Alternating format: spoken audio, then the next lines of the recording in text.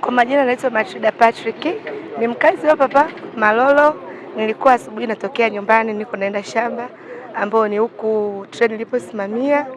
Nimefika maeneo ya hapo mbele kidogo tu ndo nikaona treni natokea huku, na hao waliofariki marehemu wao wawili wakiwa natokea huku wakiwa wametoka kupeleka wanafunzi. Ile kufika hapo wanataka sasa waiwai treni, wakafika kabamiza mbele wakarudi wao nyuma. Mimi nilikuwa ni upande wa huku mbele, yenyewe kwa upande wa huku. Kwa hiyo kufika ndo kabamiza, afu akaruka mwingine, akarukia kwenye hicho chuma hapo, hicho chuma hapo, akarudi tena huko barabarani, mwingine ndo akaangukia kwenye hicho kidude huko na ubongo kamwagika hapo hapo, ndo na polisi wakafika. Haja ipo tena ni kubwa sana, maana inakuwa inapunguza ajali kama hizo hapa. Haja ipo kubwa sana, serikali tu yenyewe ituone. Haja ipo, maana hizi ajali za hivi za kushtukiza bodaboda wengi sana tunawapoteza. Haja ipo kubwa sana, maana kwa mfano kama kule Iseve jinsi ilivyo sasa hivi ajali zimepungua, na hapa ikiwepo kama hiyo ya kuwa vyuma kinazuia, hichi kitu kama cha leo kisingetokea, kwa sababu wangezuiliwa kutoka mbali, maana walikuwa wako spidi sana. Mimi kwa majina naitwa Ramadhani Emil. Kama mnavyoona sisi ni sehemu ya abiria ambao tuliona tukio tukawa tumekuja kuangalia. Tumefika tukakuta ni bodaboda wawili ambao tumekuta tayari wameshapoteza maisha. Of course tulikuwa kama tuko safarini, kwa hiyo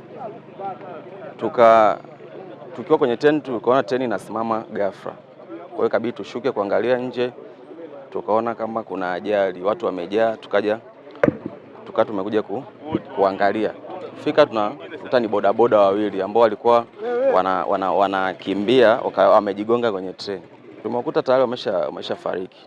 Maana tumekuta wamefunikwa. Kwa hiyo tayari washapoteza maisha. Kwa hiyo tumechofanya sisi ni kuwastiri na kupeleka mwili kwenye gari kwa mamlaka husika ambao wamekuja kuchukua mwili. Nafikiri ni mwendo kasi wa bodaboda ambao walikuwa nao, kwa sababu inavyosemekana ni boda walikuwa wanakimbizana. Walikuwa watatu, mmoja akawa yeye ameshapita. Hao wawili wakawa wamejigonga kwenye kichwa cha treni. Kujigonga ndo wakawa wamepoteza maisha hapo hapo. Naitwa Ramadhani Shabani Mrisho. Hizi ni pikipiki zikawa zinatokea huku mmoja amefika hapa wakawapitia. Mwingine amepelekwa paka kule, mwingine alikuwa amelala hapo. Ila saa hizi maskari washakuja wamewabeba. Wameshawapeleka mjini. Hao ni mabodaboda nafikiri, na wengine wameshawafahamu hapo. Bodaboda 2.